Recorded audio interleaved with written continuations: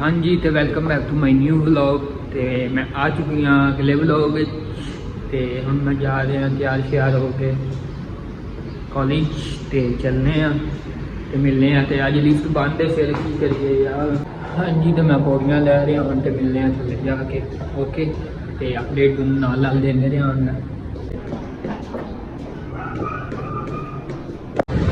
हाँ जी, तो आप आ चुके हैं ऑटोमैटिक पौड़ियाँ से हम जा रहे हैं उत्ते जाके लेने मेट्रो का टोकन तो चलने पौड़ियाँ बंद ने, पौड़ियाँ ना बंद ही रखनिया ने। मैं पता सुबह टाइम बंद ही हुई ने, मुझे लगता है कर वाशी भी बनाई है ना मेट्रो कर कोई गल नहीं, चलने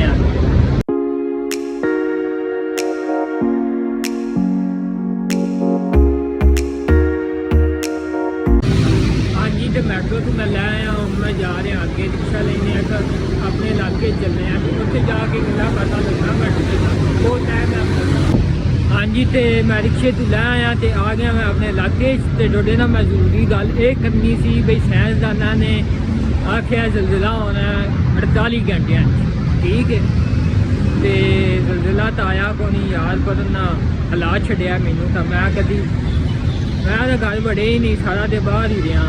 मैं क्या किसी वक्त भी कोई पता नहीं उसकी कोई शायद आके रह सकती है, ता करके कभी वो बज्जा कभी वो बज्जा पूरा हाल कट छड़िया।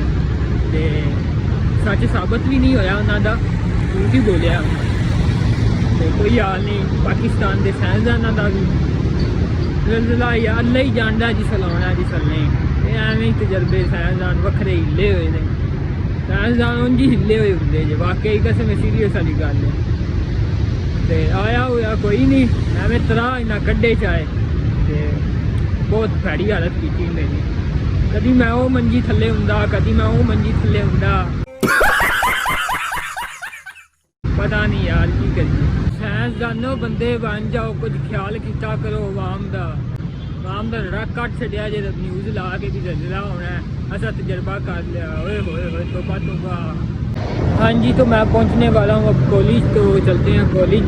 ये देखे यहाँ पे सारे कॉलेज ही हैं, ठीक है। तो इतने आग भी बलनी पई, धुआं भी निकल रहा है।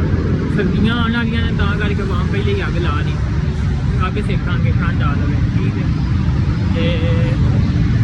वेख लो रोड है, चलना मैं कॉलेज से लेना क्लास से मिलने छुट्टी टाइम। ओके, हाँ जी, तो छुट्टी हो चुकी, हम मैं जा रहा घर, पढ़ पुढ़ लिया जो पढ़ना सी। ओके, तो हम घर का सफर तय करने चलने घर।